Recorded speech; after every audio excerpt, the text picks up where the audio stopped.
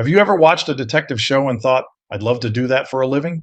Maybe you've wondered what private investigators really do, how they become licensed, or whether it's actually a good career. If so, you're in the right place. Hi, I'm Jamie Shepard, and welcome to PI Vanguard. I've been a licensed private investigator in Florida for more than 30 years. During those 3 decades, I've conducted thousands of investigations involving insurance fraud, workers' compensation claims, liability investigations, criminal defense investigations, witness interviews, surveillance, background investigations, skip tracing, and many other types of cases. I've worked with insurance carriers, attorneys, corporations, and businesses throughout Florida. I've testified in court, assisted trial attorneys, coordinated investigative teams, and owned investigative agencies. I've also had the privilege of serving as a licensed private investigator instructor in Florida, teaching future investigators how to enter this profession.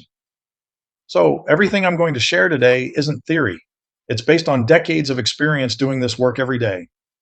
If you're serious about becoming a private investigator, this channel is designed specifically for you. My goal is to save you years of frustration by helping you understand what the profession is really like, how to avoid common mistakes, and how to build a successful career. When most people hear the words private investigator, they immediately think about following cheating spouses. Hollywood has done us no favors in this area. The reality is that domestic investigations represent only a very small portion of this profession.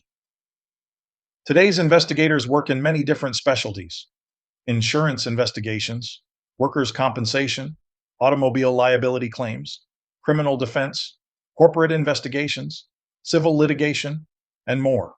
Services we provide include surveillance, witness interviews, accident scene investigations, medical canvasses, background investigations, asset investigations, social media investigations, skip tracing, missing persons, executive protection support, process service, digital evidence collection. The opportunities are surprisingly diverse. One day you may spend 8 hours conducting surveillance. The next day you could be interviewing witnesses. The following day you're reviewing records or preparing reports. That's one of the reasons I've stayed in this profession for more than 3 decades. No 2 days are exactly alike. So, should you become a private investigator? Well, that depends. This career isn't for everyone. Most agencies that hire you will expect you to start out doing surveillance. That entails you discreetly documenting the activities of a subject. It requires patience. It requires attention to detail. You have to enjoy solving problems. You'll spend hours watching, documenting, researching, and verifying information. Sometimes you'll work long hours. In most cases, you'll work weekends and some holidays. You'll need a patient and understanding spouse or significant other. You will need perseverance. Sometimes you'll spend an entire day on surveillance just waiting for a doorknob to turn and nothing happens. And believe it or not, that can still be valuable information for your client. One thing I tell new investigators is this: don't expect every day to feel exciting. This profession isn't about adrenaline. It's about gathering facts, whatever they are. It's about documenting evidence. It's about remaining objective. Your job isn't to prove someone guilty or innocent, injured or not injured.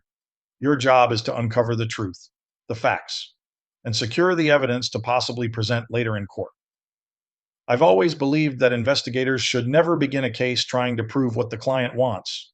Although you ultimately want to make your client happy, you are an independent third party, and you must be able to testify as such. You should simply collect the facts wherever those facts lead. That's how you build credibility in this business. When I speak about rules and regulations of private investigators, please understand that I am going to reference Florida law because that is where the majority of my experience comes from. However, if you are outside of Florida, you should check your state's laws regarding private investigations. Florida regulates private investigators through the Department of Agriculture and Consumer Services and the Division of Licensing, specifically Chapter 493 of the Florida statutes, which also regulates the private security and repossession industries. Before you can obtain a license to conduct private investigations, you must meet several minimum qualifications. Be at least 18 years old. Be legally authorized to work in the United States. Complete a 40-hour course from an approved provider.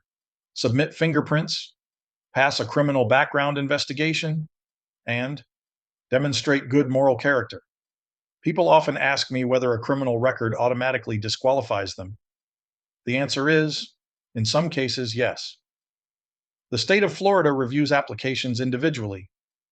Certain felony convictions, crimes involving fraud, theft, or dishonesty, and some other offenses can affect eligibility. If you have concerns about your background, it's always best to review the current licensing requirements directly with the state before investing time and money. On the plus side, having prior law enforcement or military experience can replace some or all of the required internship training. So, you have determined your eligibility and taken the 40-hour course. What do you do next? The majority of aspiring investigators that do not have prior experience begin in Florida with what's called the Class CC Private Investigator Intern License. It's not like an unpaid college internship, so don't be scared. It's more like an apprenticeship, similar to a plumber or an electrician. This is one of the more comprehensive licensing programs in the country. Why do you have to do the internship period? Because no classroom can teach you everything, but you cannot start working until you are able to convince an agency to hire you. You cannot conduct private investigations unless you are sponsored. You learn this profession by working alongside experienced investigators in real situations. As an intern, you'll work closely under the supervision of a fully licensed Class C investigator. After some initial training, which varies depending on the supervisor and your abilities to learn, you will likely be working alone in the field, but consulting all day long with your sponsor. You'll begin learning surveillance, report writing, investigative ethics, courtroom procedures and etiquette, interviewing, evidence preservation, scene investigations, and so much more. You'll also learn one of the most overlooked skills, in my opinion, how to communicate professionally with clients. I've seen investigators who were technically excellent but couldn't write a report to save their life. If you cannot effectively convey your efforts into writing, you will struggle to gain your own clientele in the future. And if your report isn't clear, your investigation loses value and trust. My best advice to you is to seek to get better at every aspect of investigations. Probably the biggest questions I used to get from students was, how do you find someone willing to hire you as an intern? My advice is simple. Other than just scanning online job platforms, seek out local agencies that appear to conduct professional investigations. Don't send generic resumes. Research the agencies and learn what they specialize in. Call them professionally. Offer to meet with them. Everyone starts somewhere. If you're dependable, if you show up on time, if you're willing to learn, get better every day and hone your skills. You'll stand out. And of course, watching more of these videos will definitely get you more prepared.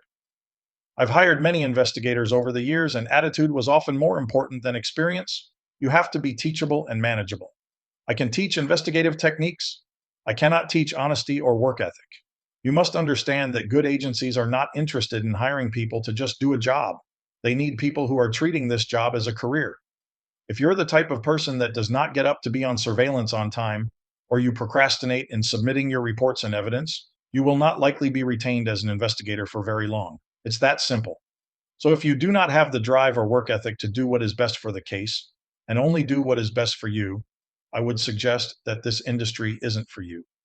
One thing that I think most job seekers do not consider is the follow-up email.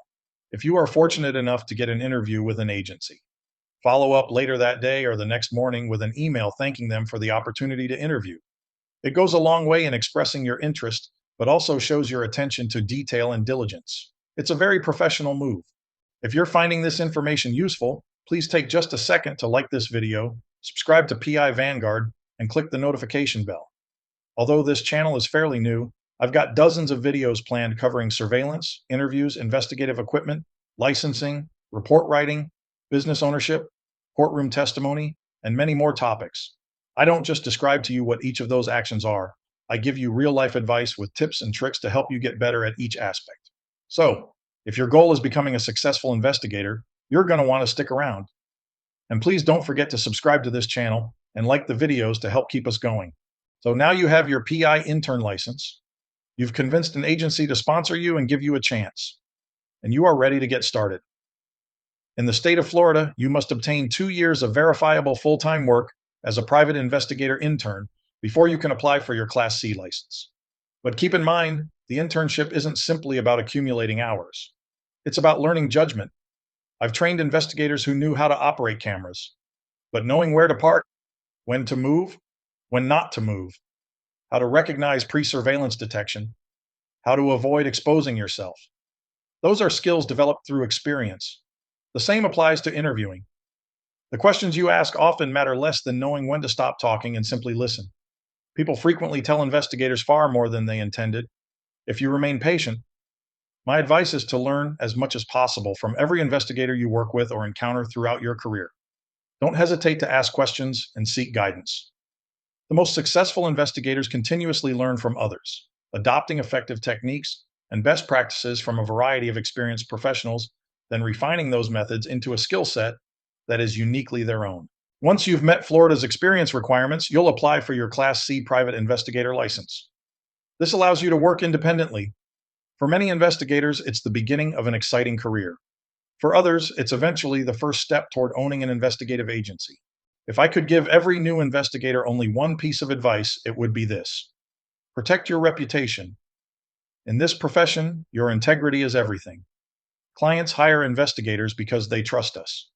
Courts believe our testimony because we're expected to be objective. If your credibility is damaged, it's incredibly difficult to recover. So always tell the truth. Write accurate reports. Never exaggerate. Never manufacture evidence. Never promise results you can't control. Sometimes your investigation helps your client. Sometimes it doesn't. And that's okay. Our responsibility is to uncover facts, not create them. This is only the beginning. If you think you have what it takes to learn and you can work hard and be reliable, private investigations just might be your perfect career. In upcoming episodes, we're going to dive much deeper into topics like surveillance techniques and tips, equipment every investigator should own, how much investigators actually earn, report writing, interview techniques, skip tracing, social media investigations, court testimony and depositions, starting your own agency, marketing your investigative business, avoiding legal mistakes, and ethical dilemmas every investigator eventually faces. And I'll be sharing plenty of real stories and lessons learned from more than 30 years in this profession. If you've made it this far, thank you for watching. I hope this video has given you a realistic look at what it takes to become a private investigator in Florida. If this career interests you, subscribe to PI Vanguard and join me as we explore every aspect of the investigative profession. Leave a comment below with your questions. Chances are, if you're wondering about it, someone else is too, and it may become the topic of an upcoming episode. Thanks for watching. Stay safe, stay observant, and remember, the truth doesn't reveal itself. Someone has to investigate it. I'm Jamie Shepard, and I'll see you in the next episode of PI Vanguard.